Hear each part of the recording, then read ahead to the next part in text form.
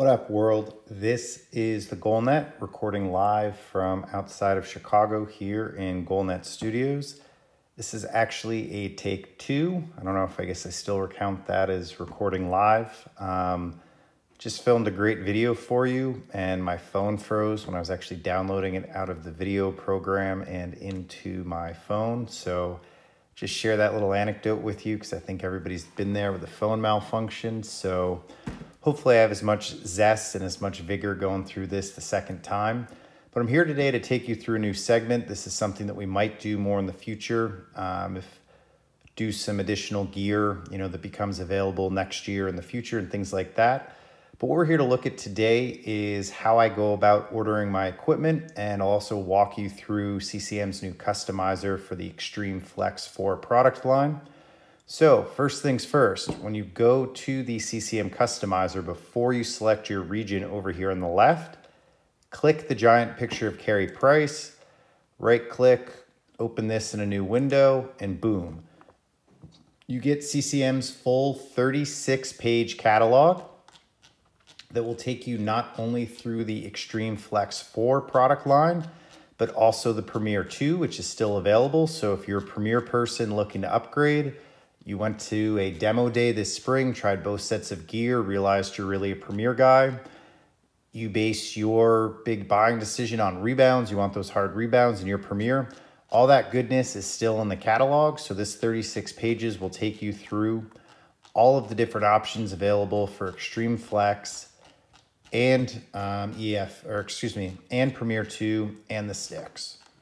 So I'm going to walk you through kind of click by click, show you the colorway that I went with my gear, and explain a little bit about the specs I got. And then as we look forward in the future, I will have a deep dive video going over the specs of the equipment. I will have an unboxing video showing kind of the first time I get the equipment and my impressions taking it out of the box.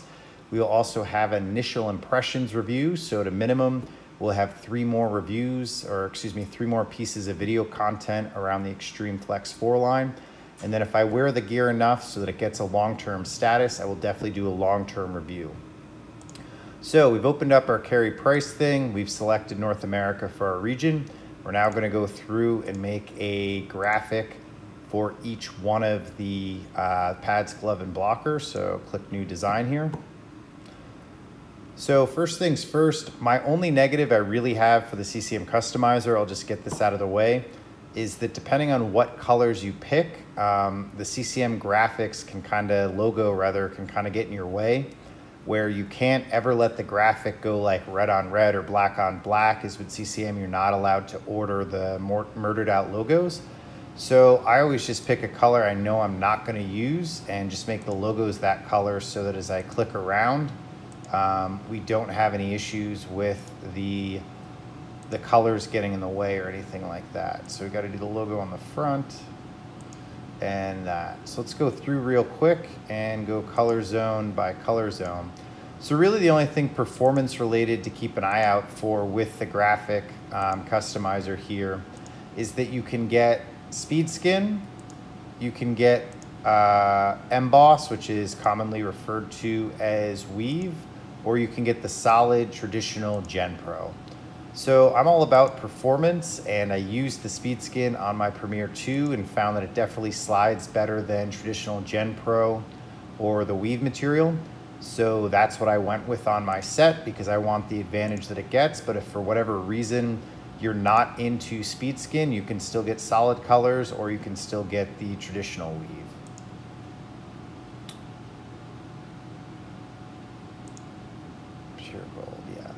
Sorry, just trying to remember which colors actually went through just to try and make this as accurate as possible.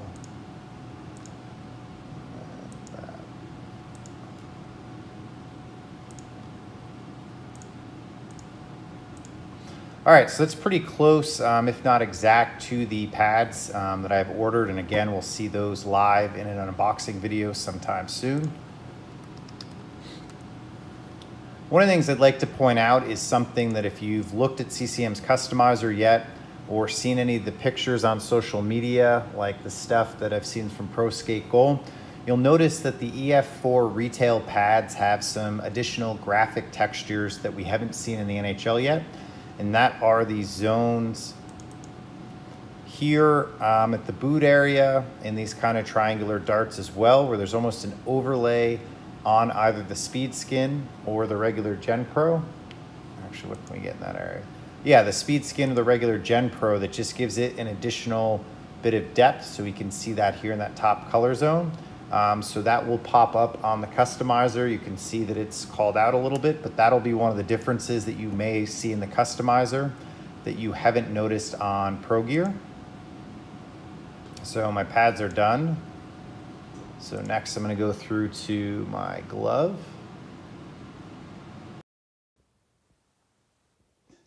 All right, so next we're on to the glove. One of the really nifty things with the customizer is we just go up here, click match colors from pad.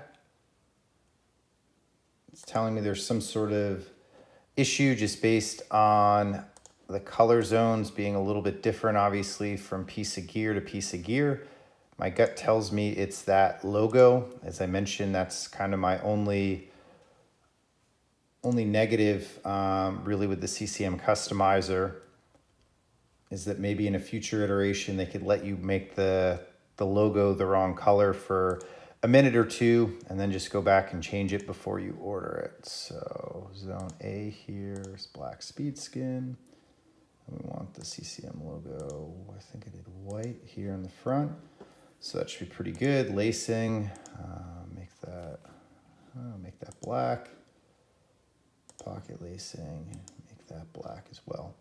So this is pretty close again as well. I think this should directly transfer. Only place I used weave on this is just on these couple triangular accents. And the reason I did that is, in my opinion, if you're going with a cut and sew graphic versus some of the printed graphics that are available in the market now, the beauty of cut and sew is that it adds some depth and some richness. So I like to take advantage of the potential of textures, even though I'm going mostly red in this area.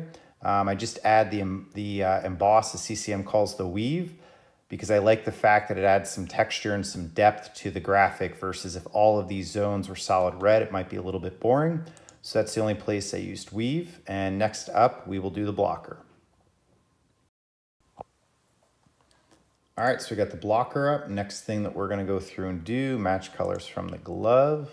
And same thing, kind of bumped into this quirk with the CCM logo.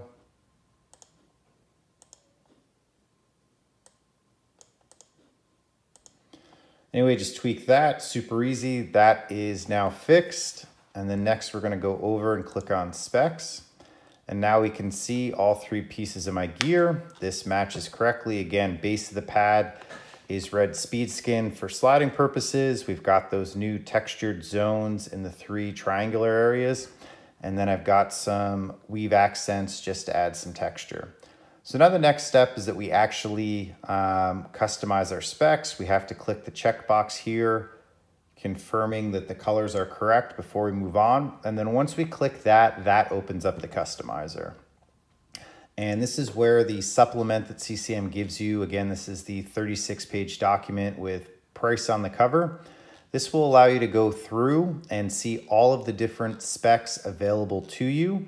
And you'll actually see pictures of how each one of those options looks differently in assembled goal pad. And hopefully it'll help you understand which options are available to you and why you might want them. One of the things I like to point out is that, in my opinion, a lot of people sleep on CCM's custom program. They have no idea how robust it is or how good it is. And quite frankly, I'd say CCM's custom program is as good as anybody else's in the business, if not being the best and the gold standard that maybe others are competing with.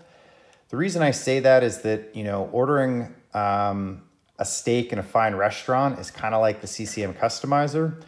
You may not be able to get something that the chef doesn't have on the menu, but if you stick to the menu, there's probably limitless options where you're gonna have 5 or 6 different cuts of steak. You're gonna have the option how you have it cooked. You might have the option to have it crusted with something. You might have the option to get like a sauce with it. Then you've got your side items. So all those things are available to you. CCM does exactly the same thing here. So if we look at just the strapping options, there are 6 different strapping options that you can pick from. And I got to imagine that that fits nearly any goalie. So even though you couldn't call them and say like, I have my own design for strapping I'd like you to try and incorporate, they do make, you know, every proven NHL option basically available to their retail customers. And that's why I think it's so great. It's very easy to do. And somewhat the fact that you're ordering off a menu, if you will, limits you from doing anything that's a bad design, because most of us aren't trained gear designers. So just because we think it's a good idea, there's probably a reason maybe why it hasn't been done yet. And then you also have the trust as well that because this is an option that may have been in the CCM arsenal for like 10 years, the factory knows how to build it. They know how to put it together, and you can trust that you're going to get the same quality equipment, whether you get 2 straps or no straps, because CCM is offering that to you off their menu, and they built that many times before. So I think that's one thing to consider. And I think really the only reason anybody might think that the CCM customizer is missing something is just in the sense that they don't do custom graphics outside of choosing your colorway. Versus, you know, some people want the crazy graphics with the beer cans on them or something to perfectly match their mask, and that isn't something available for CCM, but their customizer is all about performance. It's about the equipment, and it really is very robust. So if you haven't checked out CCM's customizer, don't sleep on it, because there's so many good things to dive into. So let's take a start right now and let's work on the pads. All right, so first thing it's going to ask me is size. So one thing you'll notice with this review is because I had Premier 2 last year and I'm getting EF4 this year, I think a lot of people may not really understand the differences between those 2 lines, aside from the obvious one has knee rolls and one doesn't. So I'm going to order my pads in almost identical specs so that some of the stuff at retail where there might be some nuances between the pads and the brakes and things like that do not exist in my personal set. So instead of comparing, you know, just the different options because strapping's different or something like that, we are going to be comparing them as apples to apples basically as we can. So I'm going to get the exact same size, 35 plus 1.5. And the first thing we can choose is the knee cradle. So if we bring up the knee cradle, you can see we have 7 different knee cradles to pick from. I have that section called up here on the catalog. And basically, whenever it says soft foam, that means the area that essentially your kneecap would touch, or your knee pad, basically the front of your front of your knee touches. Basically, recessed versus soft foam is just, does that area have foam, or are you touching just the back of the pad? I want my knee channel, or my knee area, and my leg channel as open as possible. So I go with recessed here. That means I have no foam, and the kneecap of my under knee pad will be touching the back of the pad instead of a foam piece. But if you want the foam piece, that's an option for you. And the other great thing with this customizer catalog is that it calls out all the stock options in red. So you know, even if you haven't seen the EF4 gear yet because it's not in stores and you want to order early, you understand what CCM is calling stock, or somewhat CCM's recommendation on how they would suggest you order the gear if you don't know what you want. So I stuck with stock here, and you can also see if you want to get rid of this flap, it's removable. So for the knee cradle, we're going to go with recessed foam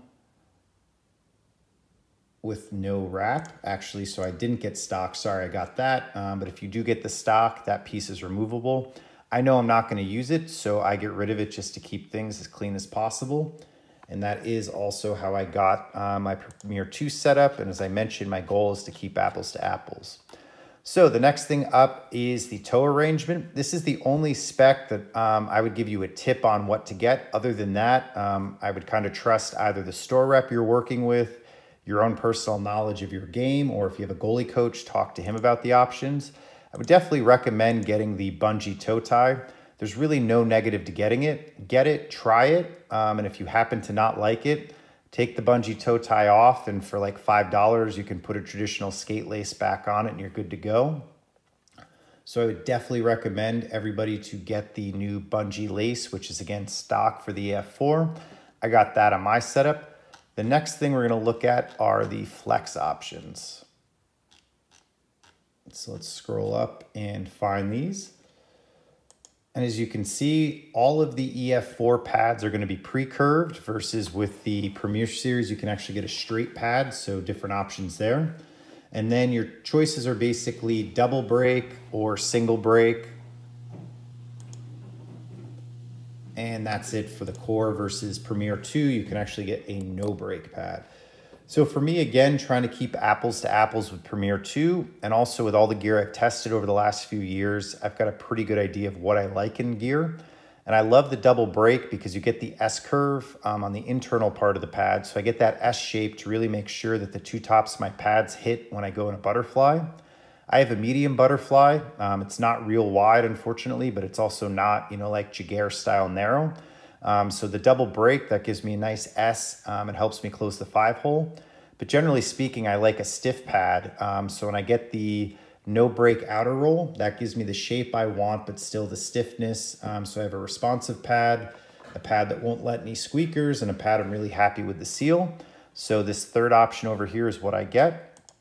So that's known as pre-core, pre-curved, double break core, no break outer. So we select that. Next up are the leg channel, which is actually the tight fit versus the loose fit. So I went with tight fit, no straps, which is actually stock for EF4. I also had this in my Premier 2, but that's an option on the Premier 2, as the loose fit, no strap is the stock there.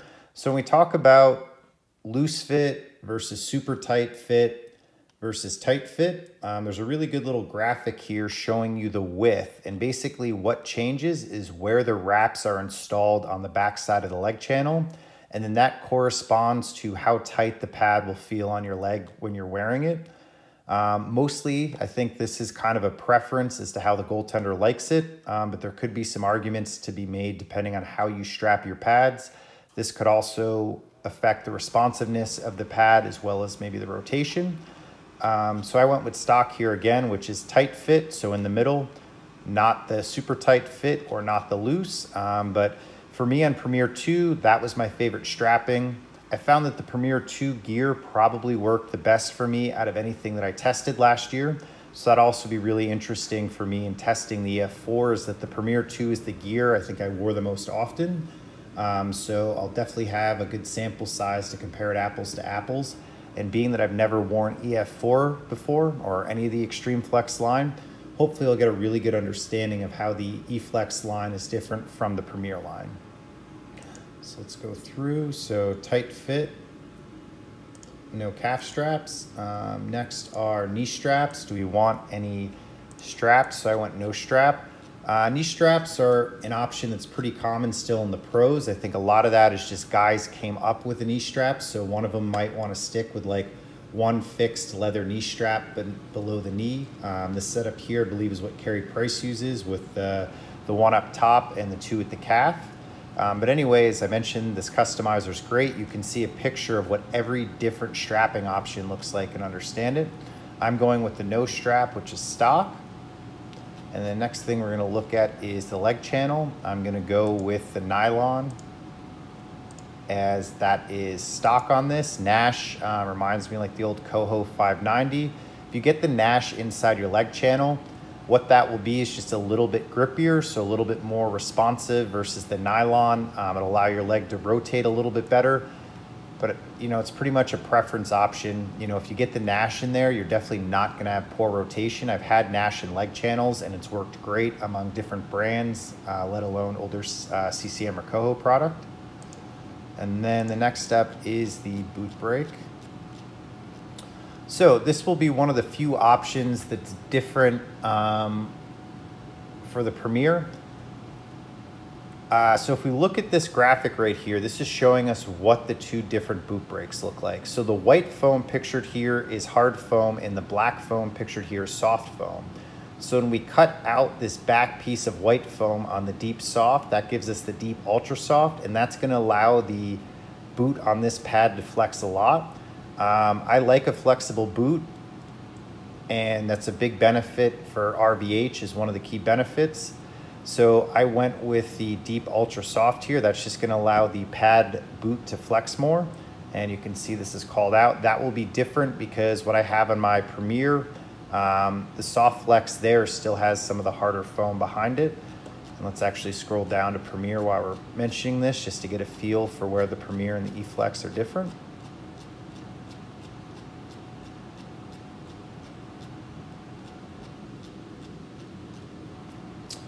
So with Premier, as I mentioned, so shallow versus deep, the actual boot angle is going to change between the Premier and the E-Flex. Premier is designed to put the pucks off in the corner versus E-Flex is designed to get whistles where they drop in front of you. But if you look, the soft version on the Premier still has the harder foam behind the cutout versus their stiff option has no cutout. So this shallow soft would probably be more close to the deep soft on the Premier, or excuse me, on the E-Flex, but I went with the ultra soft because again, I'd like to take advantage of the E-Flex line being softer than the Premier line. So I'm going to go out with the full soft boot channel. Center leg channel I already picked for nylon. And then for bootstrap system, this is going to basically be the behind the heel, more commonly referred to as the Lundy loop under the heel, which is traditional or no strap. And I went no bootstrap. All right, so next up is the glove. Once I click the checkbox, opens up the options. So I'm just gonna get one, and as you can see at the top in the area quantities, you'll pick Pro Palm, Practice Palm, or Game Ready. And if you're a guy that plays at a real high level, you may get like one Pro Palm and one Game Ready or one Practice Palm. And if I click Practice, it automatically updates my total for 2. I'm a big fan of Game Ready. Unfortunately, I'm not on the ice 5 or 6 days a week, so I don't break my gloves down overly quick. And in fact, I can kind of never break them in fast enough. And one fun fact that a lot of people don't know, which I've reiterated in a lot of my content over the years, is that most pros get a Game Ready break glove for games. So if you're a beer league guy and you only play games, I strongly recommend getting a Game Ready because you're getting NHL level protection and you're not going to waste any time breaking in a glove. So as you can see, I selected Game Ready. When we select the size here, instead of being length like it would be on pads, it's just going to be regular or full right.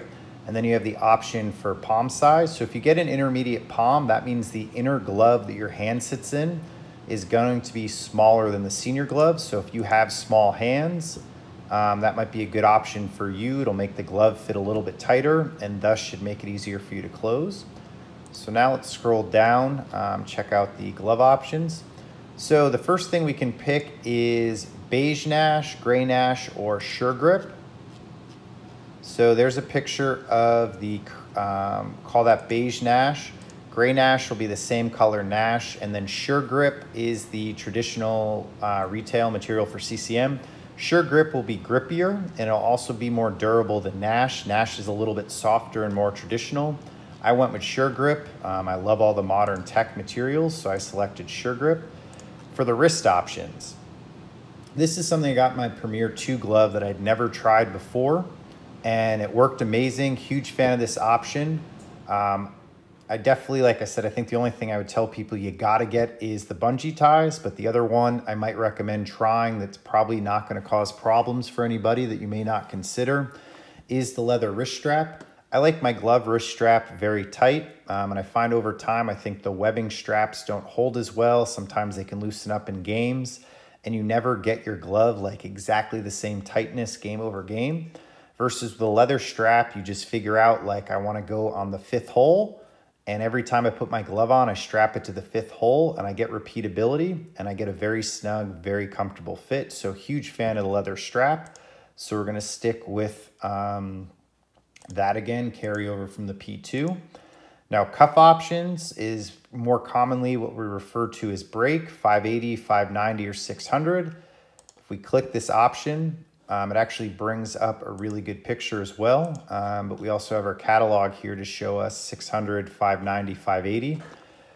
So I've used 600 style break before, and I just know for the way my hand closes, the way I like to close my goalie glove, or the gear I've kind of came up using, however you want to look at it, 600 doesn't work for me. I got 590 on my P2 to try and keep it as close to stock as possible. However, over the years, I've gone back and forth between a 580 and a 590 style glove, which are both more of kind of a fingers-oriented closure versus directly across the palm here, or baseball style with the 600. So I actually went with a 580 this time, and that's just to mix it up. And I also hope that when the gear comes in, make a nice video comparing the 590 to the 580 to try and help everybody understand what that is. So I'm going to select 580 one piece this time. And then if you look, you can also get the option for a two-piece cuff. Anybody that's a big John Gibson fan will notice he has the two-piece cuff. Off the top of my head, that's the only NHL guy I can think of using the two-piece cuff in CCM still. But the option is there if you want it. I went with the stock one-piece glove. And then your last option here is the T. I go with single straight T +1. That's the same option that I had on my 590 as well. And I actually get +1 on all my gloves, no matter the manufacturer where that's available. The reason being +1 gives you great pocket depth so that you're not going to get any pop outs. One of the reasons that a lot of the NHL guys, in my opinion, have switched to the double T is that it keeps the glove more open so that you should have less pop outs. And because the NHL has a pocket depth restriction, they can't get the same depth that you can get at retail with a +1 on your glove. And so I think that's one of the reasons that we've had such a rise in the double T, is that the NHL regulations have kind of steered people in a specific direction. We don't have that at retail. I like to stick with the single T because I find that when a puck hits the T, you make a nice clean save. It's going to get a snap closure that you never quite get with a double T. So again, stuck with single T to get that snap, and then +1 so that I don't get any pop outs and you get that extra pocket depth. So last up here is we're going to go through the blocker.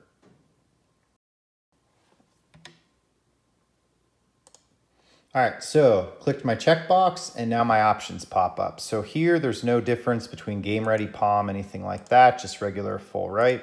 Palm material, same options, beige Nash, gray Nash, or Sure Grip. Gonna go with the stock Sure Grip, which again is the engineered material that's very grippy and dries very fast compared to the traditional Nash. I also find these materials don't really get crusty over time, which some of the more traditional style leathers can. Next up is the palm size, same thing. And they actually have an extra large option here. So if you're a giant goalie, which isn't that uncommon these days, you're a 6'6" guy kind of thing, you might want to look at the extra large. I'm going to stick with retail, or the regular palm, which is stock at retail. One of the more interesting options on the blocker is the hand position. I stick with centered. That's what I like on all my blockers. But if you do like the offset option, that is available to you here on CCM. The benefits of going with an offset position are a couple things. It's basically maximizing your coverage. If you move your hand higher up on the board, you're essentially moving the nose of the blocker further down away from your index fingers, and that might cover an extra ½ inch of net type of thing. So that's really about coverage. The downside of the offset palm position is, in my opinion, the balance is a bit off. When your hand's not centered in the board, it can always feel a little like nose heavy. And then for paddle down situations, RVH situations, your palm is going to be further from the nose of the blocker, so it doesn't paddle down as well, in my opinion. And again, because basically the point where you hold your stick is going to be further from the ice when you have that higher hand position. So if you like it, it's there. And again, I think that's strictly a preference option, or maybe an option of methodology if you think it affects paddle down, anything like that. So I stick with the plain Jane centered position there. Blocker faced edge, going bindingless. I hate bindings, so I like to avoid them whenever possible. Really the only upside to a binding is that if you have a good gear shop locally and you keep your gear for a long time, it's very cheap and very inexpensive to have your binding replaced. But I love the aesthetics of without a binding. I think it looks cleaner. And then secondarily, when we have all Gen Pro, I've never had any wear issues or anything like that with a bindingless blocker. So I like to stick with the no binding. I feel like it lasts long enough and it looks clean. So we're gonna go with bindingless. And again, the red option here denotes that stock. And then really where you get into the other options on the CCM blocker, are the finger protection and the sidewall / cuff. Those two options are linked together, which you may not be aware. So with P2, I went with the curved finger protection. That's one thing that if I ever get around to doing a long-term review on my P2 gear, I will say that that actually got better with time, and the same with the one-piece cuff. But at the time of doing my initial impressions gear, where I'd used that for a couple months, I was kind of fighting that option a little bit. And the reason being is that this is a big, beefy pad right here, which is great if you want the additional finger protection. I just found it a little cumbersome. It just kind of made the blocker feel a little bit bulky to me. And I felt like the curved pad got in the way a little bit, but if you want the extra pad, it's there. However, over time, I think everything loosened up a little bit, like those strings gave just enough so that it kind of got out of my way. So I wouldn't stir anybody away from that, but at the same point, because I wasn't necessarily in love with that option on my P2, like it wasn't bad, it just wasn't perfect. I'm gonna try the straight finger protection this time, which is stock on EF4. So you get the little additional guard here past the sidewall, but it's just a straight line versus the P2 style, which is triangular. One other key thing to note is no matter what blocker finger protection you go with on CCM, they still have the wraparound finger protection here, plus you have D3O on the glove of the index finger itself. So rest assured, you're gonna have great index finger position no matter which one you get. So let's go with the straight finger protection. That'll be, again, stock. So Flurry is an example. Actually, it's the same blocker combo I get where he's got the straight finger protection, and then he goes with the one-piece cuff. So if you watch my P2 video, you'll note as well that the one-piece cuff was something that I kind of had a little bit of a mixed bag for. Same thing, the longer and longer I used it, and I kept playing with the adjustment point of the Velcro here. There is a very big range, so you can open this way up. I found a position where I opened it way up and I didn't notice it, and quite frankly, it felt like the half-piece cuff. So you may be saying, if it feels like the half-piece cuff and the half-piece cuff is stock and you want open, why did you get the one piece? One of the other things that's linked to the cuff that maybe isn't called out perfectly on the customizer is the blocker sidewall. If you get the half-piece cuff, you will get the blocker sidewall down here with the binding. As I referenced earlier, I don't like bindings. I like a no binding, and because I was able to get the half-piece cuff, or excuse me, the full piece cuff in an area where I really liked it, I'm actually gonna stick with the one-piece cuff here. So let's select that, and that will allow me again to get the really clean sidewall look that I like. And I'll just set this basically in the same position as my P2, and I expect to be a very happy camper with this blocker. And it'll be really fun to check out the straight finger protection and see if I really notice a difference there. So that's it. That's the whole customizer. Hopefully, if you're one of those people that a little naively thought that CCM didn't do much in the way of custom because you're just adding or removing a strap, hopefully you take the time to go through this and realize it couldn't be more far from the truth, and CCM actually has one of the best, if not the best, custom program. It's just all focused around specs versus design your own graphic. So should have this gear pretty soon. As I referenced earlier, please come back and check out my channel to see the unboxing video, the deep dive where we actually go through the specs very closely, and then different reviews. And if you have any questions, please head over to thegoalnet.com, post them there, and I'll be happy to answer. Thanks for tuning in. This is The Goal Net signing out.